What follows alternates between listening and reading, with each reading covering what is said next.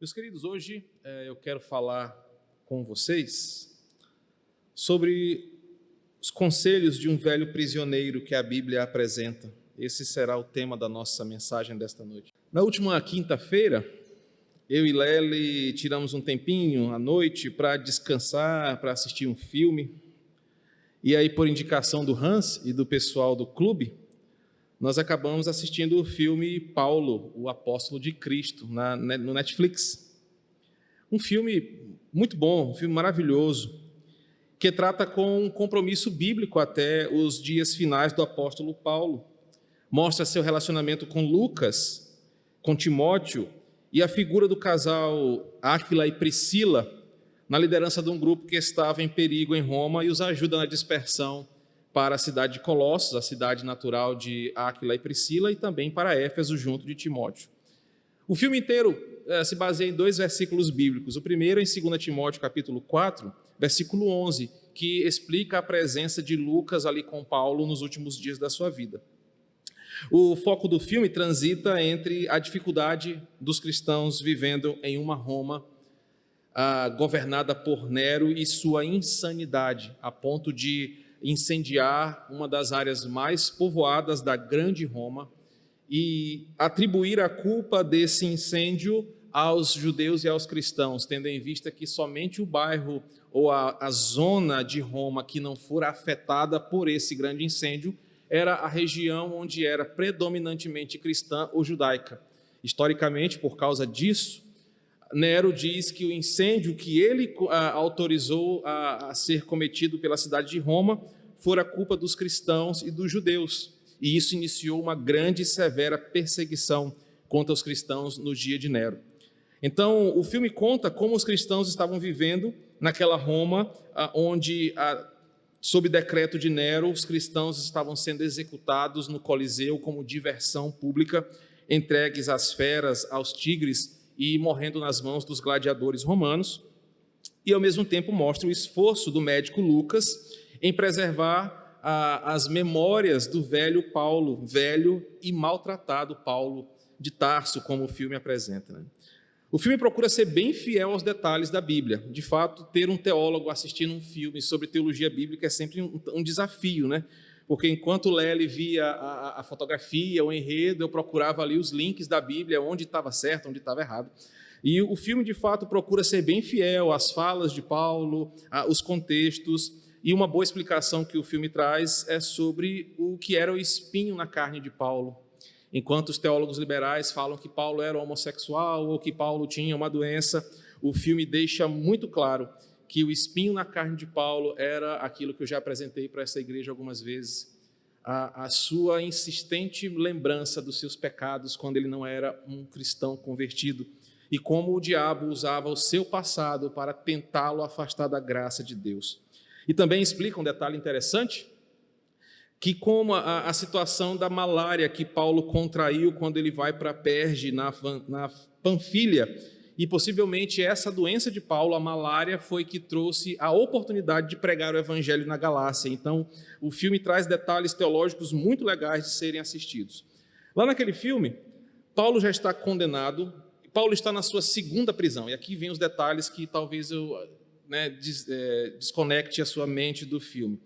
Paulo viveu duas prisões. A primeira prisão é aquela que está registrada em Atos, uma prisão religiosa, uma prisão em que nada envolvia o Estado romano. Por isso Paulo teve liberdades, Paulo teve regalias, porque havia apenas uma perseguição de judeus contra Paulo.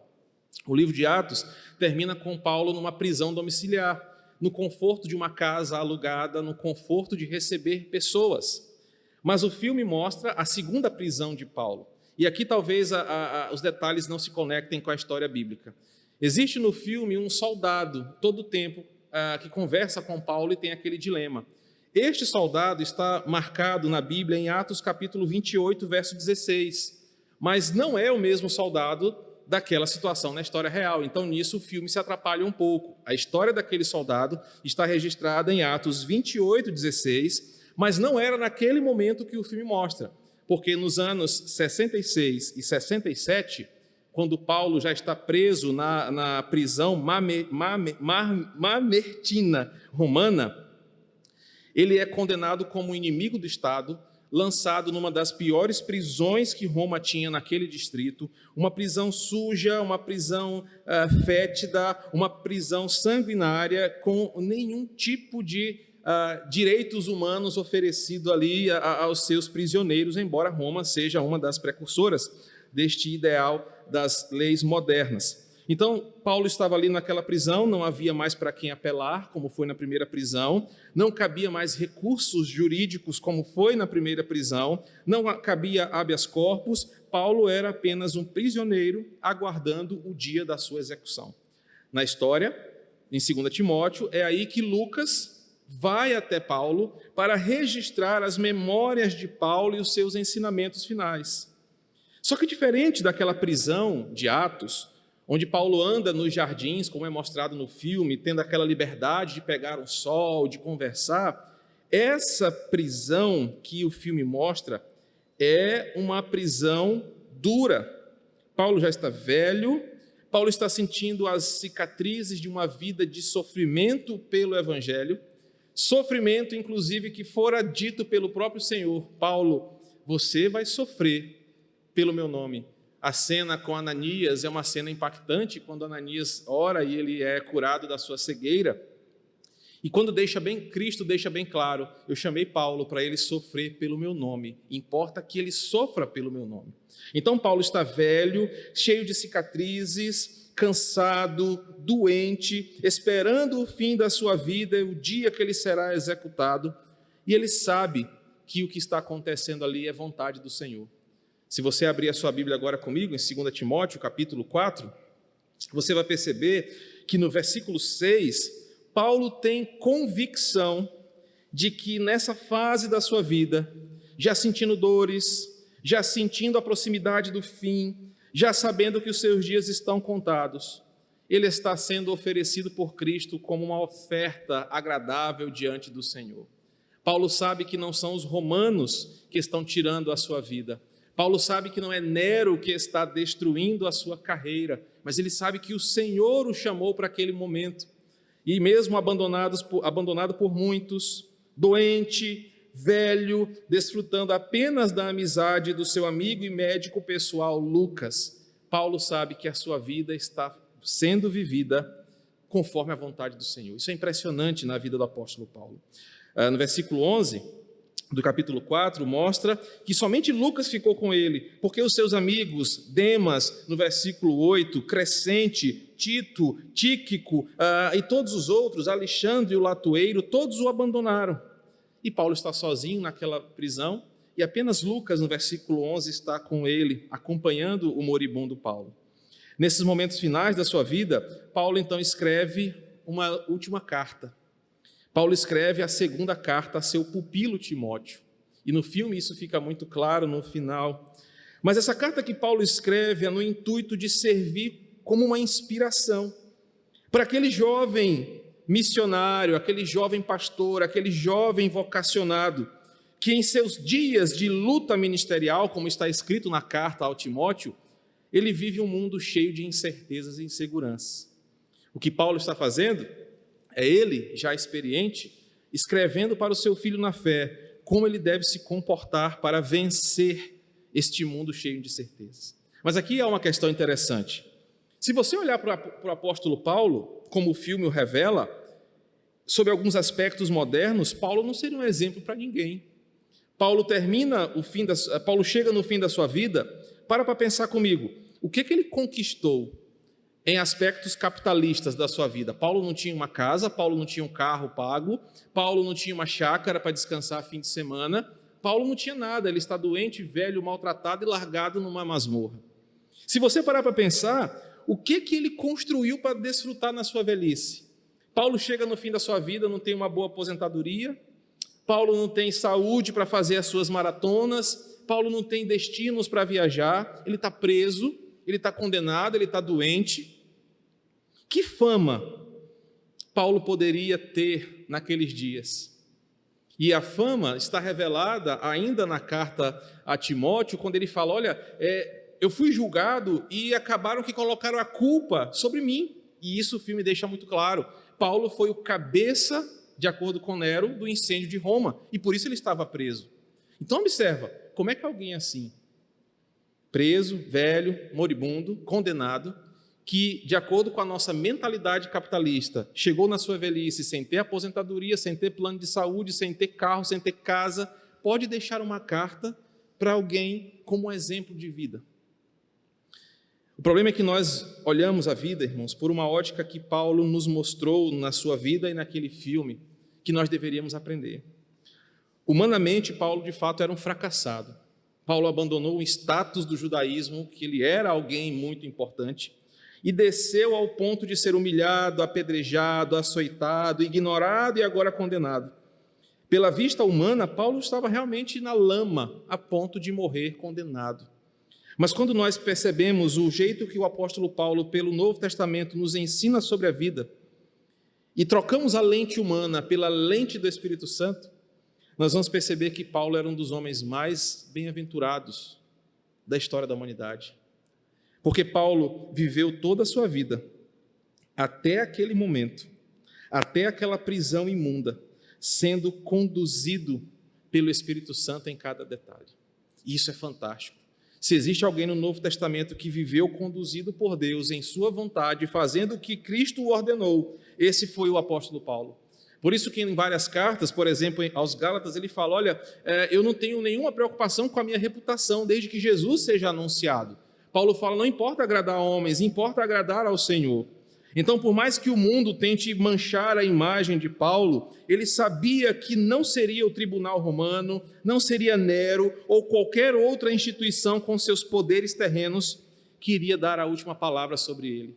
Aquele velho Paulo do filme, esse velho Paulo da Escritura, é aquele que fora chamado pelo Senhor para uma obra gloriosa. E esse Paulo tem tanta convicção do seu chamado, observe o versículo 1. Ele diz o seguinte, Timóteo, esse Paulo que está aqui, velho, cansado, que está preso, ele tem uma palavra exatamente assim, conjuro-te perante Deus e Cristo Jesus, que há de vir julgar vivos e mortos pela manifestação e pelo seu reino. Paulo tem certeza de que está encerrando a sua carreira, seu combate, sabendo que aquele que há de vir julgar vivos e mortos foi que o permitiu chegar naquele ponto.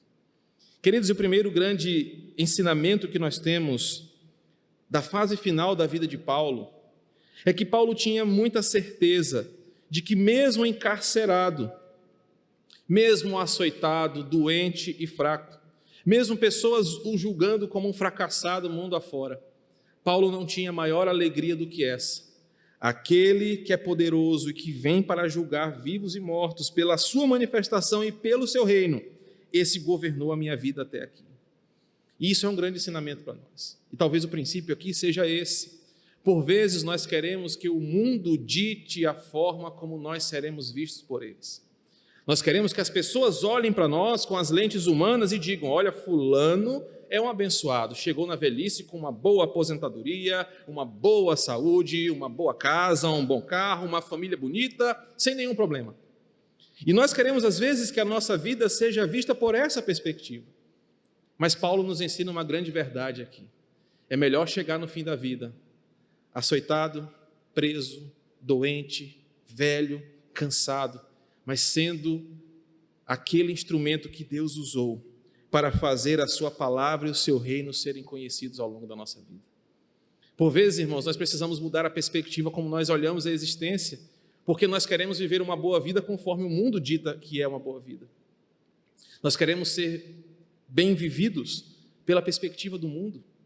E às vezes não usamos a nossa vida inteira para fazer a vontade do Senhor e vivemos uma vida inteira que no final não valeu a pena.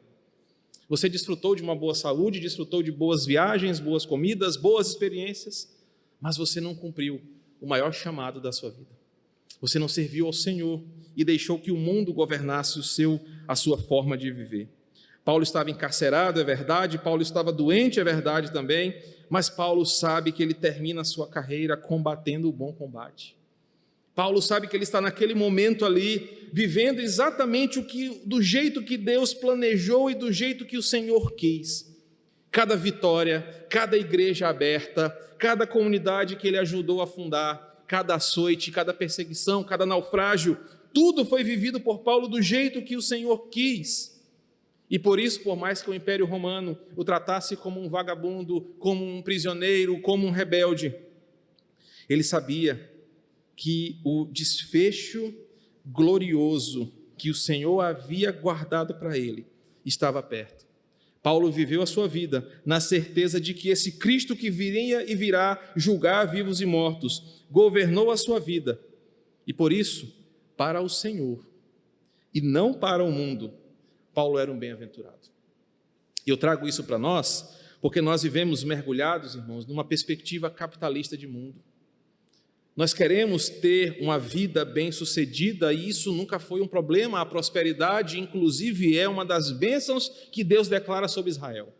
O problema é que, por vezes, nós tornamos a prosperidade o fim maior da nossa vida. E achamos que estamos bem apenas quando olhamos para trás, chegamos no fim da vida como o apóstolo Paulo e dissemos, realmente eu sou bem-aventurado. Mas Paulo nos ensina que mais vale a pena olhar para trás e dizer, como no versículo 7, combati o bom combate, completei a carreira, guardei a fé, mesmo numa masmorra, do que chegar no final da vida numa mansão, bem-sucedido de forma capitalista, mas sendo alguém inútil para a expansão do reino de Deus. Nessa condição de alguém que está prestes a ser condenado, executado, como uma última contribuição para nós, Paulo aproveita e escreve, entre aspas, porque é Lucas quem escreve, para o seu filho na fé, dando conselhos preciosos para aquele jovem ter condições de ter uma carreira tão abençoada quanto a de Paulo. Se você pensar assim, eu não vou seguir o exemplo de Paulo, para quê? Para perder minha família, perder meus amigos, sofrer? Não, eu não quero isso. Porque você está sendo governado pelo capitalismo, pelo mundo, por essa vida caída. Mas Paulo sabe que se Timóteo seguir os seus conselhos, seguir o caminho que Paulo aponta, uma das maiores figuras do cristianismo após Jesus Cristo, Timóteo teria todas as condições de viver uma vida abençoada. Por isso que a carta a Timóteo é cheia de conselhos, é cheia de direções para pessoas que estão nesse mundo de incerteza, para jovens que estão ávidos por trabalhar, para homens e mulheres que têm tantas coisas a fazer, tantos sonhos, tantos desafios. Mas Paulo tira Timóteo dessa perspectiva do mundo e fala o seguinte: Timóteo, você foi chamado para algo maior, você foi chamado para pregar o evangelho, você foi chamado para ser luz e sal, não esqueça disso. Mas Timóteo, o mundo é um lugar de incertezas, e eu, o velho Paulo, já vivi muitas delas. Deixa eu te ajudar com conselhos preciosos, para que você saiba suportar essa vida e chegue no final da vida tão abençoado como eu estou. Talvez, é verdade, até preso, condenado, doente, sozinho. Mas, Timóteo, se você tiver a alegria de chegar no fim da vida como eu cheguei, fazendo o que eu fiz por amor ao Evangelho, você será bem-aventurado. E são desses conselhos que Paulo dá a Timóteo que eu quero extrair alguns ensinamentos para nós essa noite. Nós que somos jovens, homens e mulheres envolvidos num mundo de pressões capitalistas, de pressões por sucesso, um mundo cheio de incertezas sobre o amanhã, como nós podemos ser tão abençoados quanto o velho Paulo que nós conhecemos na Escritura? O primeiro conselho que Paulo nos dá está no versículo 2. Prega a palavra, 2 Timóteo 4, verso 2. Insta, quer seja oportuno, quer não. Corrige, repreende, exorta com toda a paciência e boa doutrina. O primeiro grande conselho que o velho prisioneiro dá para o seu pupilo é o seguinte: Timóteo, não desperdice a sua breve vida com assuntos desse mundo vil. Timóteo, a vida passa muito rápido, a juventude se esvai, a vida aqui é um sopro. Não desperdiça a tua vida com os assuntos desse mundo caído, Timóteo. Aproveita cada oportunidade que você tiver, ao invés de ficar discutindo assuntos de política, ao invés de ficar discutindo assuntos de futebol, ao invés de ficar discutindo teorias da conspiração. Timóteo, aproveite cada oportunidade para levar corações aflitos ao conhecimento da palavra que liberta, que sara, que cura, que redime o pecador. O primeiro conselho de Timóteo, de Paulo para nós: se queremos viver uma vida abençoada como ele viveu, é que nós devemos pregar a palavra em qualquer oportunidade que tivermos. E irmãos, o que Paulo está dizendo aqui a Timóteo, você vai ser tentado a entrar na moda, a falar o que está todo mundo falando, a se dedicar aos assuntos do dia, às pautas quentes das redes sociais. O mundo vai tentar desviar o teu olhar para coisas periféricas. Nós falamos disso hoje de manhã. O mundo vai tentar tirar a tua atenção do teu chamado, mas Timóteo, prega a palavra, meu filho, a cada momento que você tiver oportunidade, quer seja oportuno, quer não. Ensina as pessoas, corrige, repreende, exorta. Sabe por quê, meus queridos?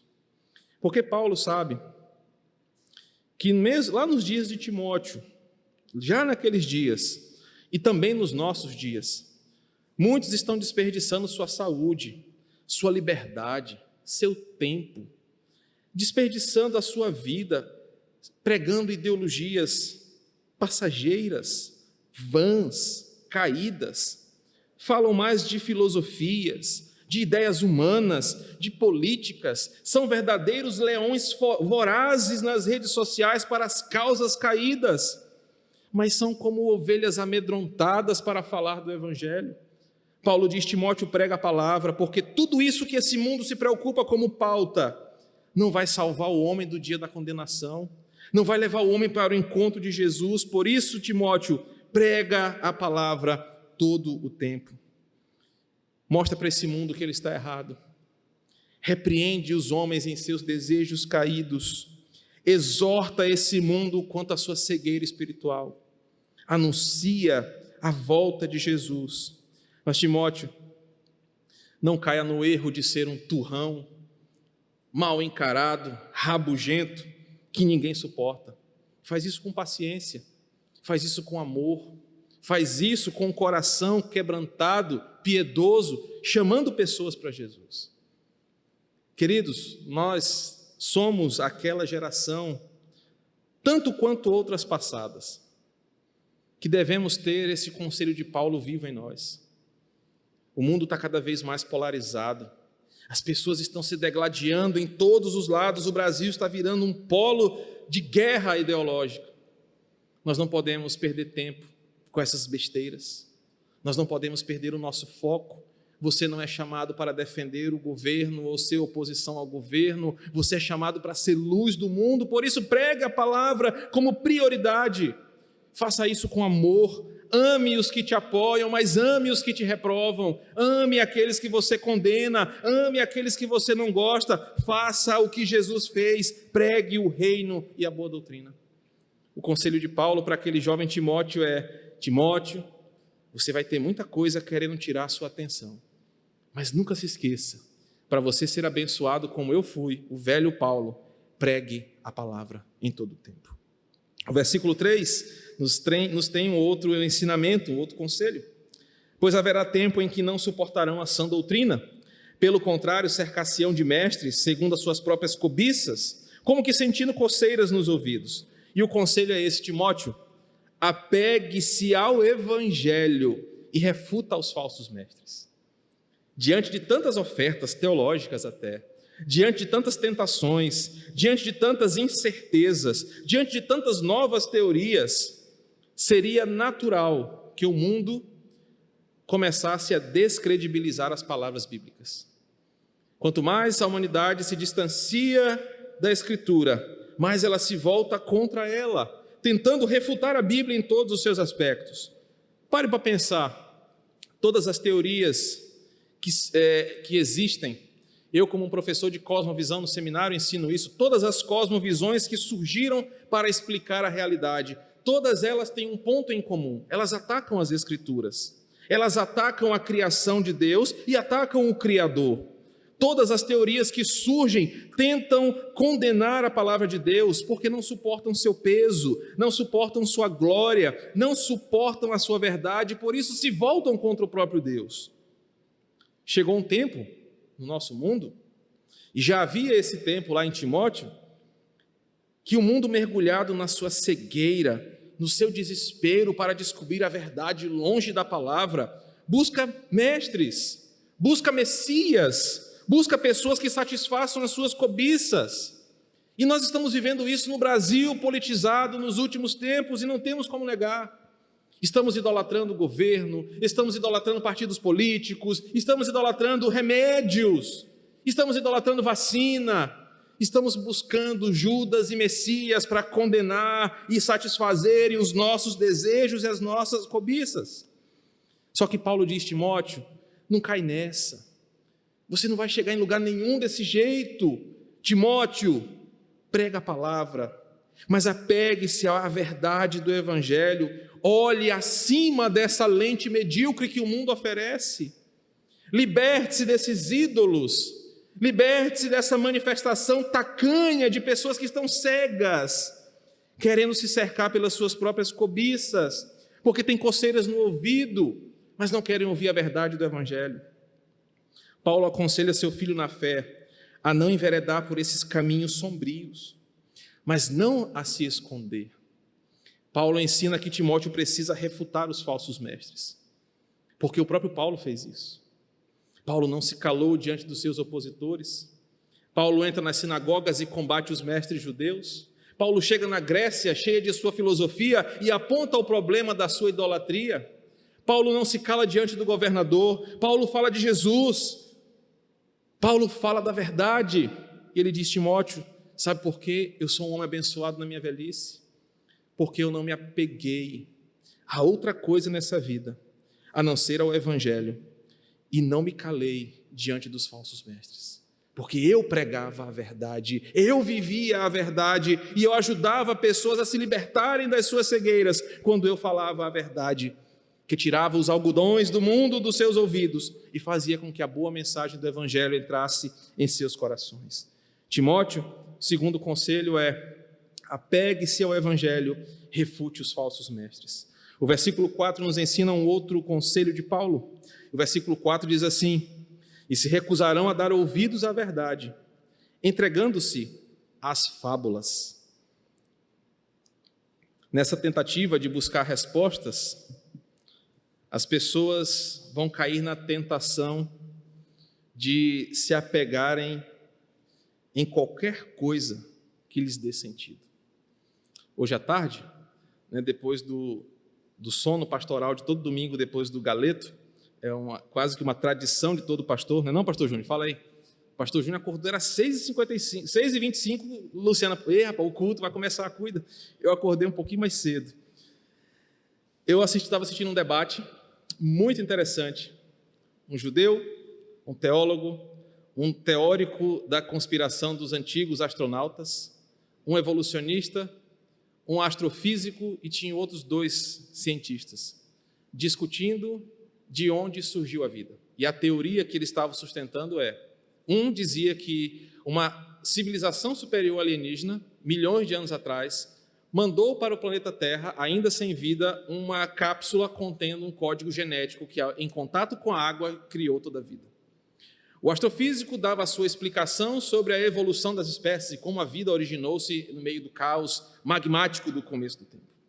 E eu achei interessante o judeu. Não foi assim. A Torá diz que no princípio Deus criou. E o debate foi bem interessante, pena que eu tive que vir para a igreja, quase que eu ligava, Júnior, assume lá o púlpito, deixa eu terminar de assistir o programa aqui. As pessoas estão se apegando a fábulas. Tinha o antigo astronauta que parecia... Eu só lembro de Manel quando eu assisto esse cara, do cabelão assim para cima. Não, o que aconteceu foi que vieram astronautas alienígenas do passado e ensinaram os homens neandertais a como produzirem um fogo e tecnologia, então por isso que nós evoluímos. E eu achei interessante a fala do rabino judeu. Não, a Torá diz que no princípio Deus criou os céus e terras. Os homens estão se apegando a fábulas, versículo 4, se recusam a ouvir a verdade, e o conselho de Paulo para Timóteo é, Timóteo, viva a verdade, mesmo que isso incomode o mundo inteiro. Timóteo, o conselho que eu te dou é viva a verdade da palavra, mesmo que isso incomode o mundo inteiro que está correndo atrás de fábulas.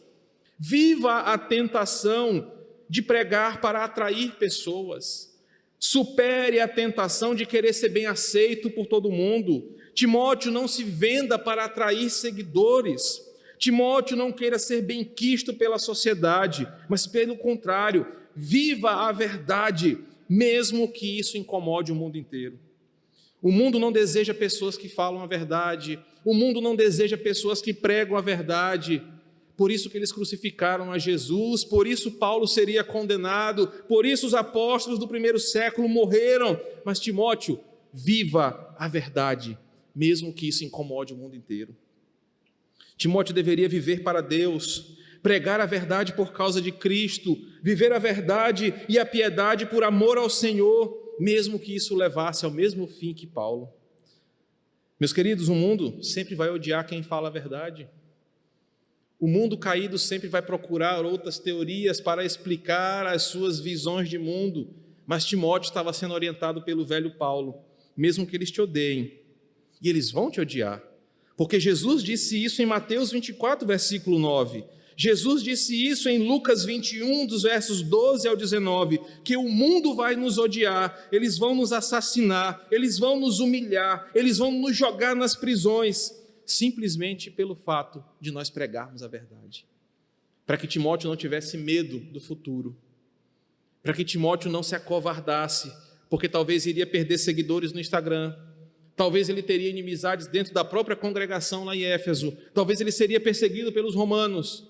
Paulo diz: Timóteo, viva o Evangelho, mesmo que isso te afaste de pessoas, mas viva o Evangelho. O quinto conselho de Paulo vem numa sequência fantástica para nós. Tu, porém, sê sóbrio em todas as coisas, suporta as aflições, faz o trabalho de um evangelista, cumpre cabalmente o teu ministério.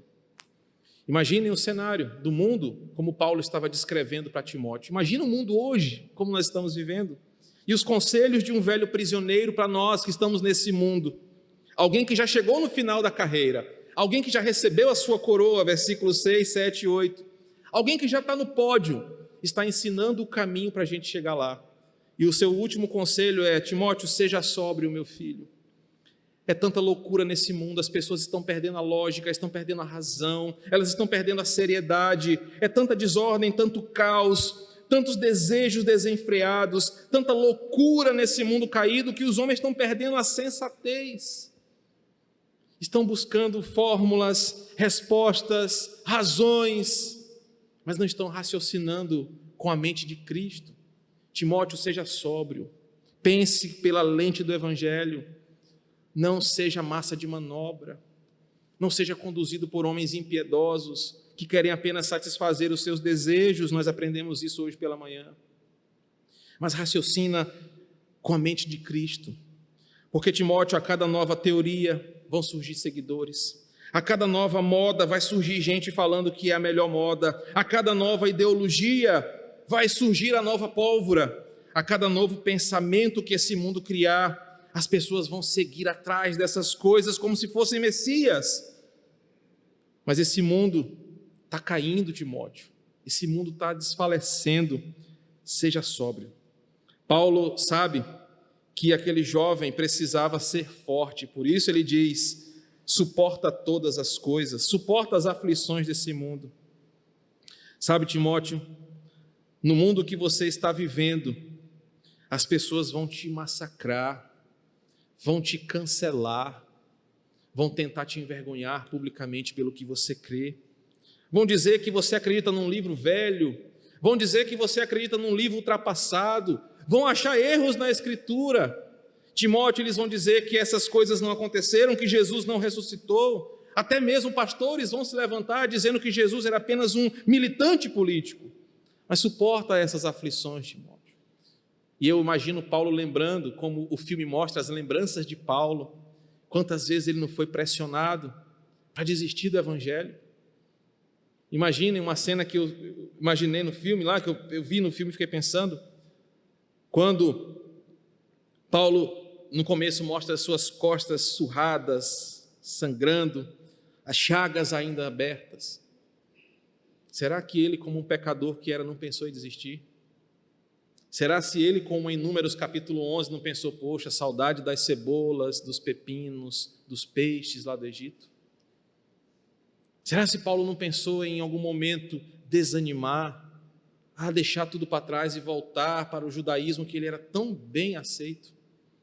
Mas Paulo persevera e ele fala: Timóteo, suporta as aflições desse mundo, cumpre o ide de Jesus, faz o trabalho de um evangelista. Ele está dizendo para Timóteo ser forte, resiliente, focado na verdade, suportando essas cargas explosivas que o diabo coloca contra a igreja. Paulo está dizendo: Timóteo, assim como nós hoje devemos suportar as investidas do diabo, muitas delas vindo como mísseis contra a nossa cidade, outras vindo como teorias que bagunçam a nossa fé. Timóteo, suporta as aflições desse mundo, e na medida que você suporta as dores desse mundo, faz o trabalho de um evangelista. Prega a Jesus, anuncia a vitória de Cristo, não cansa de fazer o que você foi chamado para fazer. E caminhando para o fim dessa pequena reflexão dos conselhos de um velho prisioneiro, eu quero me ater a este quinto conselho: seja sóbrio, seja forte, cumpra o ide de Jesus, priorize o seu chamado. Meus queridos, e aqui eu posso fazer uma conexão muito próxima entre nós e Timóteo. Todos os conselhos aqui são úteis para nós hoje, mas talvez esse quinto conselho seja necessário para nós. Nós temos diversas profissões aqui representadas, diversos profissionais aqui, alguns muito famosos, blogueiros, como é o caso da Mariana, nutricionista, uma blogueira famosa no campo da nutrição. Outros, como o Marinaldo, arquiteto, Anderson, Vanessa, que são os Oscar Niemeyers da nossa geração. Mas a verdade é que nós devemos priorizar aquilo que fomos chamados para fazer. Você não é um arquiteto que é um cristão. Você é um cristão que é arquiteto. Você não é um professor, um policial, um agente penitenciário que é um cristão, mas você é um cristão que executa essas coisas. Paulo está dizendo para Timóteo: Timóteo, não deixa a sedução desse mundo tirar a prioridade da tua vida. Cumpre cabalmente o teu ministério. Se você está num presídio, ou se você está atrás de um caixa de um banco, lembre-se para o que você foi chamado. Não deixa o mundo te seduzir, não deixa a carreira vir à frente da tua carreira ministerial. Lembre-se de mim, o velho Paulo. Lembre-se de mim, o velho apóstolo, que chega no final da sua vida, te dizendo o caminho da vitória. Cumpre cabalmente o teu ministério. Prega Jesus, seja forte e seja sóbrio. Concluindo, os conselhos do velho Paulo trazem para Timóteo um caminho para a vida de felicidade. E aqui é o paradoxo: mas como assim felicidade? Lembrando do filme, Paulo está todo lascado, Paulo está todo arrebentado. Que felicidade é essa que Paulo apresenta?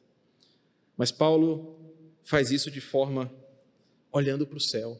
Vamos ler o versículo 7 e 8. Combati o bom combate, completei a carreira, guardei a fé. Já agora a coroa da justiça me está guardada, a qual o Senhor, reto juiz, me dará naquele dia. E não somente a mim, mas também a todos quantos amam a sua vinda. E eu não podia fechar diferente, né? Se você não assistiu o filme, me perdoa, né? Eu dei muito spoiler aqui, mas você vai ter que assistir. Mas a última cena do filme, quase caiu um cisco no meu olho. Se eu não fosse filho de Jacinto, eu ia chorar. Quando a gente vê a cena, né? Ali é uma outra situação que não é real, né? Não é similar ao que era na realidade. A execução pela gladius romana não era por decapitação, mas era a gladius romana, a espada era fincada na cervical do prisioneiro, a ponto de cortar a sua conexão no sistema nervoso central. Aquela forma de execução, ela é francesa, de guilhotinar a cabeça do indivíduo. Na vida real, Paulo ficou amarrado de joelhos, com a mão para trás, enquanto o carrasco romano enfiou a espada na sua medula. E assim ele morreu. Ele não foi decapitado. Mas, naquele momento do filme, quando ele estava deitado, com a cabeça lá na pedra, e é interessante a transição. Em um momento, ele está deitado com o carrasco com a espada. No segundo seguinte, ele está no céu. A coroa é dada a ele. O prêmio é entregue a Paulo.